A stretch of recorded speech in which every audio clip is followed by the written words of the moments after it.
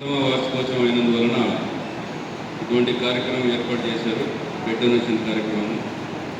ఇటువంటి మంచి కార్యక్రమం ఏర్పాటు చేసినందుకు ముందుగా అసోసియేషన్ పాలక వర్గానికి పోలీస్ డిపార్ట్మెంట్ నా యొక్క ప్రత్యేక ధన్యవాదములు. తర్వాత ఒక 2-3 డేస్ నుంచే మనకి శివ తర్వాత చిన్న విలేక మిత్రమండలి అసోసియేషన్ వాళ్ళు ఖచ్చితంగా ఈ కార్యక్రమానికి రావాల్సిందని చెప్తున్నారు. వాస్తవంగా మాకు రేపు గౌరవ సీఎం గారి ప్రోగ్రాం ఉండింది.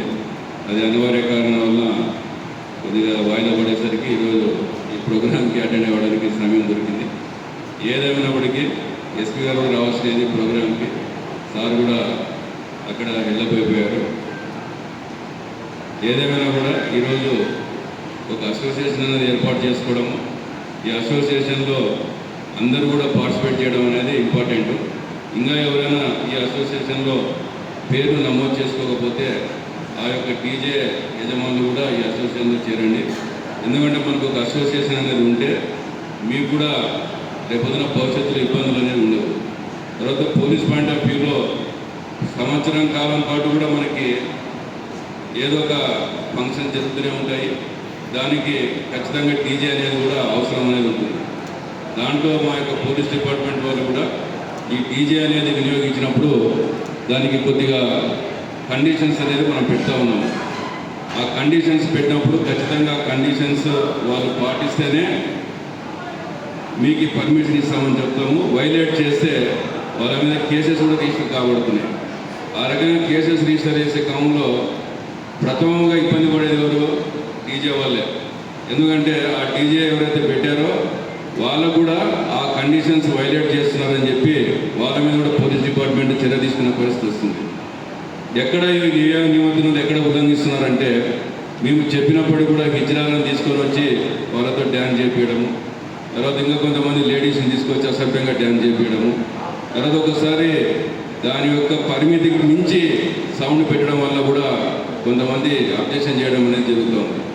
ఇవన్నీ కూడా ఒక అసోసియేషన్ మనం ఏర్పాటు చేసుకున్నాం కాబట్టి దాంట్లో మీరు కూడా భాగస్వాములు అయితే కాని వాళ్ళు ఎవరైనా ఉంటే మీ యొక్క అధ్యక్షులు, తర్వాత గౌరవ అధ్యక్షులు, ఇతర మెంబర్స్ కూడా మనము పబ్లిక్ ఇబ్బంది లేకుండా మన యొక్క కార్యక్రమాలు ఏ రకంగా ముందుకు తీసుకుపోవాలనేది కూడా మీకు వాళ్ళు చెప్తారు. కాబట్టి భవిష్యత్తులో పోలీస్ డిపార్ట్మెంట్ తరఫున కూడా మీకు సమస్య లేకుండా ఉంటుంది అనేది నా ఆలోచన. కాబట్టి